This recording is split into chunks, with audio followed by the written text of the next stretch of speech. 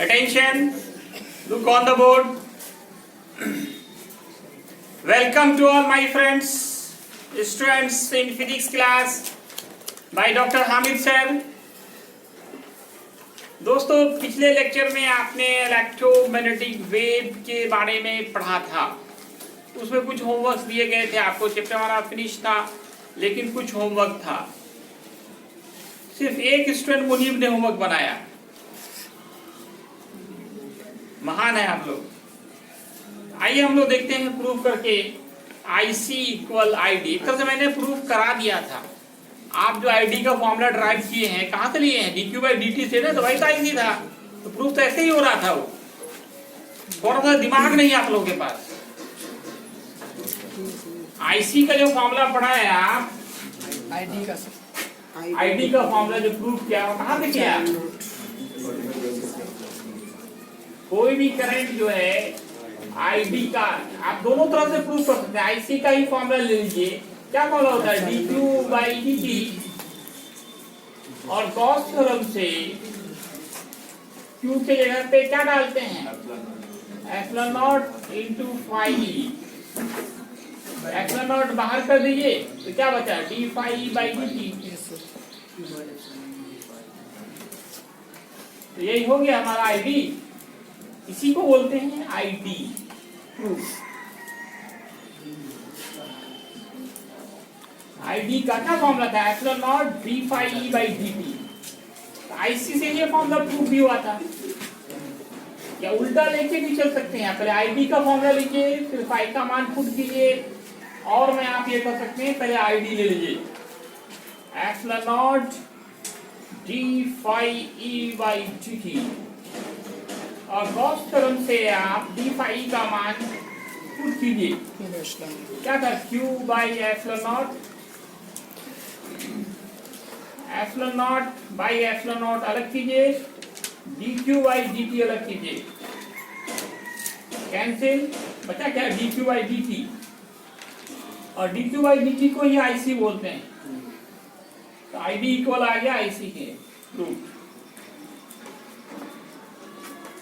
दोनों तरीके से आप प्रूफ कर सकते हैं।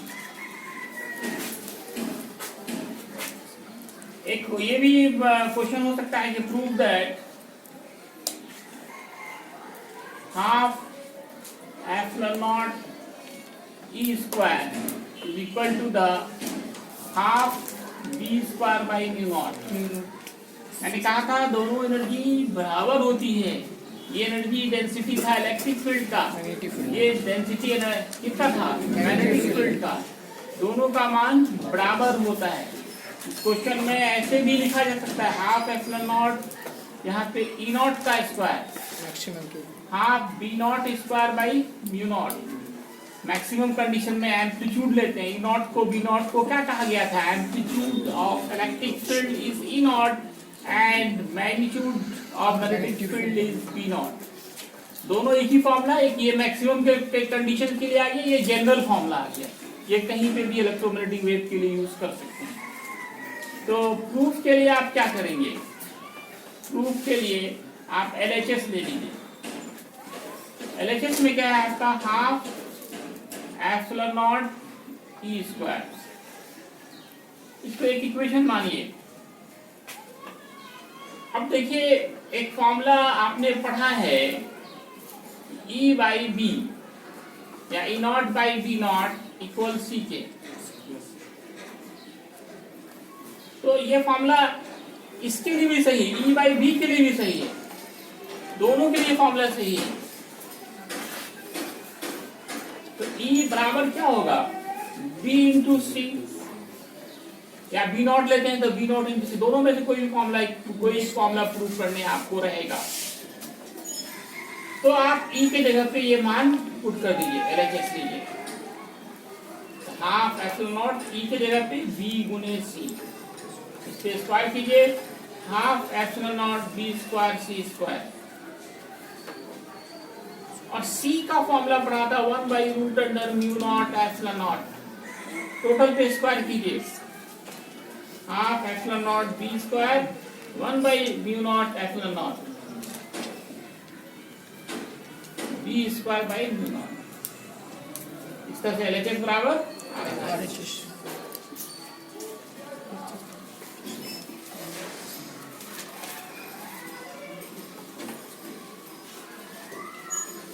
बड़ी आसानी से प्रूफ हो गया, थोड़ा सा दिमाग लगाना था सिर्फ।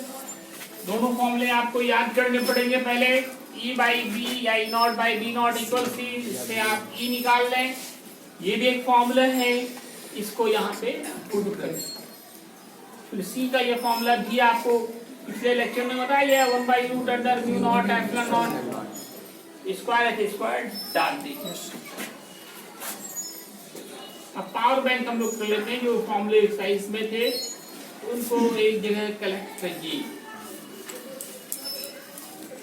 देखिए, एक तो ये V या C का जो जनरल फॉर्मूला आप 9th क्लास से पढ़ते आ रहे हैं, किसी भी वेव के लिए फॉर्मूला सही है। V या C क्या है? Velocity of EMW, electromagnetic wave. N क्या है? फ्रीक्वेंसी। ये फॉर्मूला बार बार आता रहता है, जहां जहां वेव की बात होगी वहां पे ये फॉर्मूला आएगा। तो इसको कुछ लोग न्यू लेम्डा लिखते हैं, फ्रीक्वेंसी को दोनों लिखते हैं, न्यू भी। फ्रीक्वेंसी को m से भी डिनोट किया जाता है, न्यू से भी। और लेम्डा क्या होता है? वेवलेंथ। लाइट जो है एक ट्रांसवर्स वेव है। ट्रांसवर्स वेव का फिगर कुछ इस तरह का होता है। ट्रांसवर्स, ये इसको बोलते हैं क्रेस्ट। ये भी आपका क्या है? क्रेस्ट। ये क्या है? ट्रफ।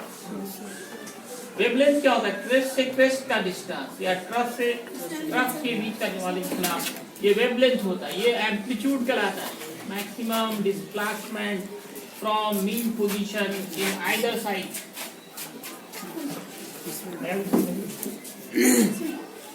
बोला है ना वहाँ पे?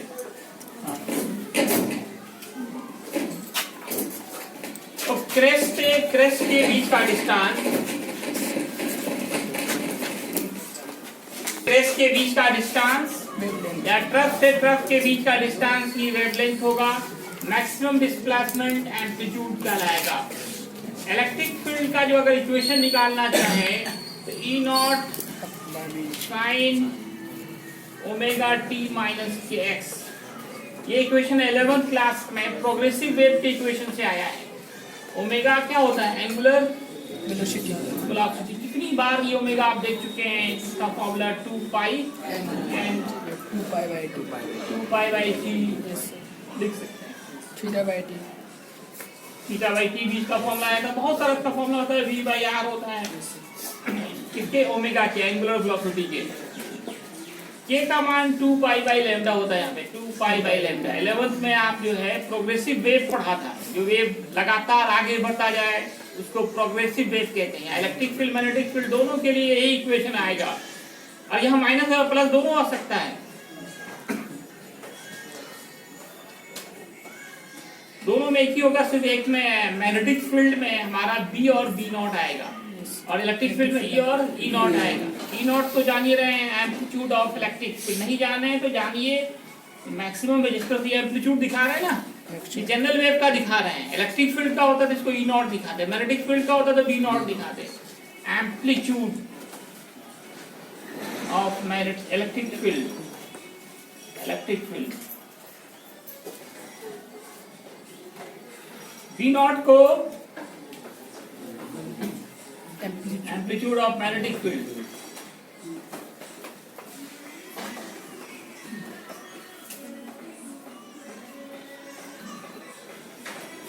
ये ID का फॉर्मूला आपने सबसे पहले पढ़ा था एक्सरसाइज में, epsilon not d phi E by dt। IC equal होते हैं ID। ऑब्जेक्टिव में ID दिया जाएगा, IC निकालना कहा जाएगा। दोनों इक्वल ही होंगे, जितना IC होगा उतना ही ID होगा। मैक्सवेल्स के इक्वेशंस देखा था, एम्पियर सर्किटल लॉ में थोड़ा चेंजिंग करके मैक्सवेल ने B डॉट dl बराबर mu naught IC plus ID। Maxwell's ampere circuital law से ये फॉर्मूला आया था। और भी बहुत सारे इक्वेशंस, मैक्सवेल के 4 इक्वेशंस आपको दिखाया गया था। एक तो फॉर्मूला था E vector dot dA vector equal to Q by epsilon naught. इस फॉर्मूले को फाई इलेक्ट्रिक फ्लक्स कह के अलग से भी याद रखना है। Q बाई एप्सिलॉन नॉट होगा गॉसेस थ्योरम ऑफ इलेक्ट्रोस्टैटिक्स से। इसी तरह से यहाँ पे गॉस थ्योरम ऑफ मैग्नेटिज्म देखा था, vector B dot vector D equal to zero. Is equal to 0। एक और देखा था फैराडेज लॉ को भी दिखाया था मैंने, E vector dot DL vector is equal to the क्या था minus D phi by D T. Main formula देखिए यहाँ पे ये सी या वी का जो formula 1 by root under mu naught epsilon naught है। ये बहुत इंपॉर्टेंट ऑब्जेक्टिव क्वेश्चन है इलेक्ट्रोमैग्नेटिक वेव का। इसका एक और फॉर्मूला हम लोगों ने देखा था ई नॉट बाई बी नॉट या सिर्फ ई बाई बी भी हम यूज कर सकते हैं। एनर्जी डेंसिटी देखा आपने, yes sir 1/2 energy density of electric field, energy density of electric field 1/2 epsilon naught into E पर square half epsilon naught E E square. Square. इसी तरह से मैग्नेटिक फील्ड का भी अभी प्रूफ भी करके दिखाया कि दोनों के मान बराबर होते हैं। Magnetic field energy density 1/2 into B naught two square पर mu half B square by mu not.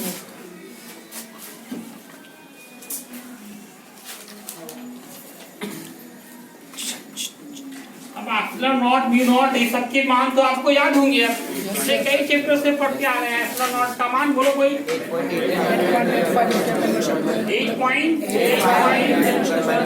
एक इंपॉर्टेंट ऑब्जेक्टिव है ये एप्सिलॉन नॉट का मान, इसका यूनिट, इसका डायमेंशन। इसी तरह से म्यू नॉट का मान क्या होता है 4 पाई इनटू 10⁻⁷ 4 पाई इंटू 10⁻⁷। सब बाकी लोग पिछले तो लगा सुना ही नहीं कभी, 1000 बार अब तो देख चुका होगा म्यू नॉट। ठीक, थोड़ी देर के लिए स्टॉप कीजिए, जल्दी लिखो। हो गया आप लोगों का अटेंशन। एक टॉपिक है आपका इसमें पॉइंटिंग वेक्टर। पॉइंटिंग वेक्टर इसको डिफाइन किया जाता है the energy radiated by electromagnetic wave in per unit area and in per unit time. The energy radiated by electromagnetic wave in perpendicular direction on per unit area in per unit time is called pointing vector. ये क्या है energy radiated, मतलब प्रति एकांक क्षेत्रफल से unit area से unit time में जितनी एनर्जी रेडिएट होती है by electromagnetic wave. Electromagnetic wave के प्रोपगेशंस के परपेंडिकुलर डायरेक्शंस में कोई एक ऐसा ऑब्जेक्ट रख दें जिनका एरिया यूनिट हो। अब उस एरिया पे यूनिट टाइम में मतलब 1 सेकेंड में जितनी एनर्जी फॉल होती है, जितनी एनर्जी उससे टकराती है, रेडिएट होती है, उस पर पड़ती है, वही उसका पॉइंटिंग फैक्टर कहलाता है। क्या डिफाइन करेंगे? The energy radiated by electromagnetic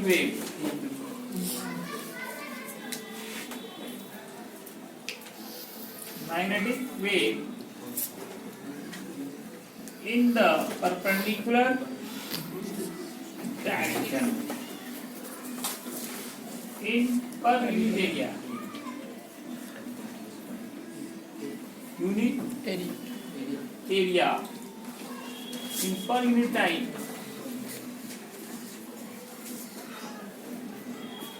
is called pointing vector.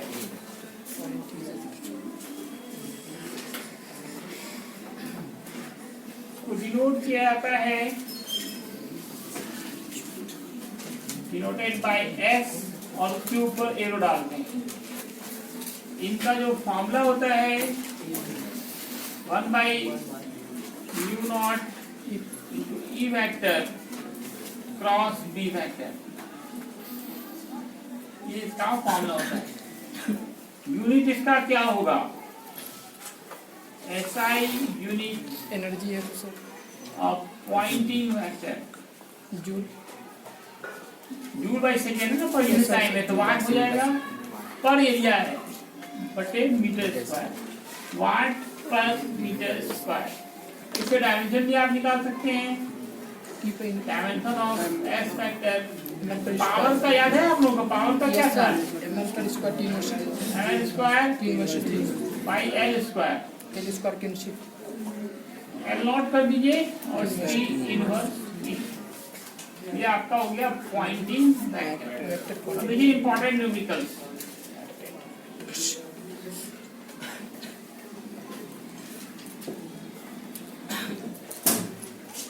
Question है, if the range of frequency of gamma ray is 10 to the power 18 hertz to 10 to the power 22 hertz. Then calculate range of wavelength. Range of wavelength. Frequency का range दिया गया है और wavelength का range निकालना है। तो N1 हो गया 10 to the power 18 hertz, N2 हो गया 10 to the power 22। Range of wavelength निकालना है। λ1 is what, λ2 is what. Lambda का मामला क्या होगा? C by lambda, C by n, C by N S C by n। C का मान 3 10 पावर 8 10 to the power 8, यहाँ 10 पे power 18, 3 into 10 to the power 8 minus 10 3 into 10 to the power inverse 10 minus 10 metre. और इससे निकाला है, ये lambda 1 है आपका, तो lambda 2 lambda C by N तो यहाँ C by N2 कर दें। यहाँ लैम्डा 1 है कि N1 कर दीजिए, यहाँ N2 कीजिए। C का मान वैसे ही 10 पावर 10 पे पावर 22, 18 18 इनवर्स 8 माइनस 16 नहीं 10 पे पावर 14 सर माइनस 4। एंगस्ट्रम में बदलिए तो लगभग ये 3 एंगस्ट्रम आ गया। ये लगभग वही सर 1 एंगस्ट्रम में बदलना है, 3 to 10 पावर माइनस 14 है, वही 2 इंग्लिश माइनस 14। एंगस्ट्रम में बदलने के लिए क्या करें? 10 पावर माइनस 10 से डिवाइड करेंगे, ये एंगस्ट्रम में बदल जाएगा। 3 into 10 पावर प्लस 4 बचेगा, इतना एंगस्ट्रम। ये रेंज हो गया आपका किसका? वेवलेंथ का range. Minus yes sir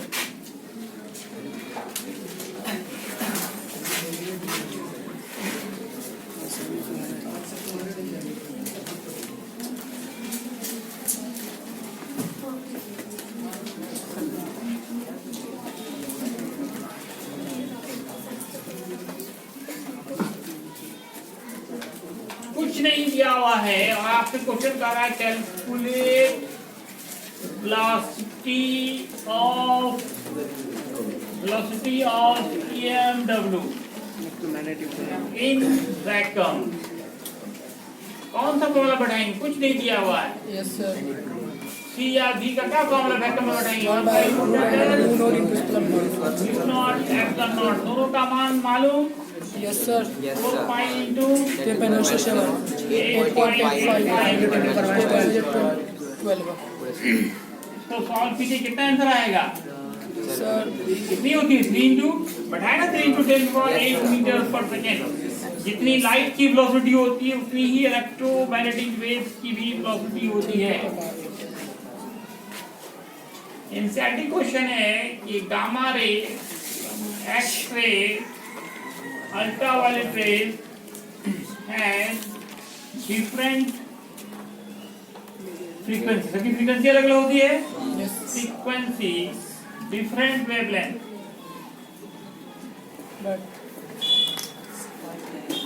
But which quantity is same? Which quantity, which physical quantity is same? Physical quantity is same for all waves. Same for all these waves. Waves, ray या एक ही बात है. और भी यहाँ पे डाल सकता है जितना भी इलेक्ट्रोमैग्नेटिक वेव स्पेक्ट्रम में जो रेज हैं सबका फ्रीक्वेंसी वेवलेंथ अलग होता है. लेकिन बताओ यूसुफ को कौन सा क्वांटिटी जो सबका सेम होता है? किस कौन सा सेम होता है? Visible light. कौन सा फिजिकल क्वांटिटी सबका सेम होगा? कोई Visible light. विजिबल तो वो रेंज तो उसका अलग है ना. सब कुछ तो दिखता है. दिखता तो आपको सिर्फ क्या है वही 7 रंग, बाकी कोई नहीं दिखता है आपको. क्या सेम होता है सबका? कोई एनीवन? क्या सेम? वेवलेंथ अलग अलग, फ्रीक्वेंसी. आप यहाँ भी दिमाग लगाया क्या सेम रखे दोनों का? क्या सेम रखे? क्या किया अभी भी तो बोलो. वेलोसिटी क्या सेम होता है सबका? सबकी वेलोसिटी लाइट वेव की वेलोसिटी के बराबर होती है. जबकि फ्रीक्वेंसी सबका क्या होता है? अलग अलग. क्या सेम होगा? Velocity will be same. Answer क्या देंगे? वेलोसिटी ऑफ ऑल रेज या wave will be same. Frequency. Are same कितना? 3 into 10 power 8 per second in vector. Yeah. बाकी मीडियम में निकाल नहीं है हम लोग. If the in the given figure, एक फिगर दे रहा हूँ. In the given figure, find out velocity of electromagnetic wave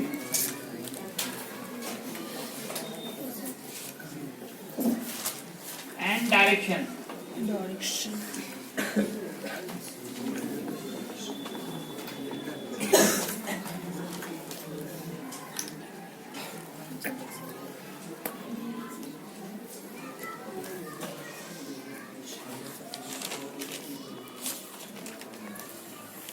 Z axis में मैं दिखाया हूँ इलेक्ट्रिक फील्ड का डायरेक्शन है और वाई एक्सिस में है मैग्नेटिक फील्ड. का मान है 10 to the power -4 Tesla amplitude. और यहाँ पे एम्पलीट्यूड दिखा रहा है 3 into 10 पे power 4 volt per metre. What will be the direction of electromagnetic wave and velocity of electromagnetic wave? इस फिगर से निकालना है इलेक्ट्रोमैग्नेटिक वेव का डायरेक्शन क्या होगा और वेलोसिटी क्या होगी. डायरेक्शन तो समझ रहे हैं आप लोग? किधर होगा? Perpendicular to the both. Z और वाई दोनों के परपेंडिकुलर किधर होगा? एक्स की तरफ. किधर होगा? एक्स की तरफ इसका डायरेक्शन हो जाएगा. इलेक्ट्रोमैग्नेटिक वेव का जो डायरेक्शन होगा वो अलोंग एक्स एक्सिस होगा. अब इसका वेलोसिटी कैसे निकालेंगे? कोई बताओ anyone? Sir E naught by E not कितने हैं? सर फिगर में देखिए आप. गिवन में दिया हुआ. Very good. आप लोग 3 into 10 power 4. Volt per metre और v नॉट 10 पे पावर -4 टेस्ला. v का formula E naught by v naught 3 into 10 पे power 4 -4 3 into 10 power 8 metre per second. Meter per second. Yes. Metre Per second.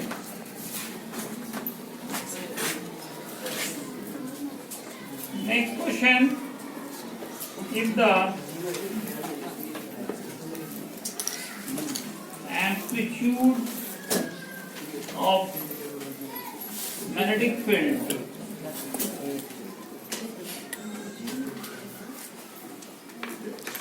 .3 Tesla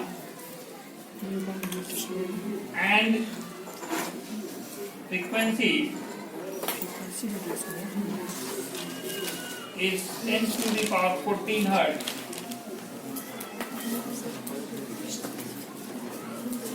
Then write Velocity.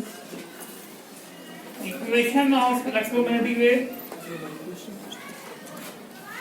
and equation of magnetic field. Magnetic field. Magnetic field का equation निकालना है and wavelength.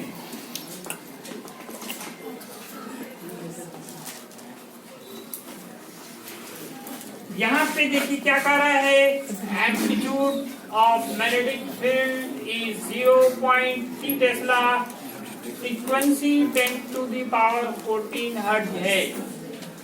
Right equation of magnetic field. Write equation of magnetic field. Equation निकालना है magnetic field का.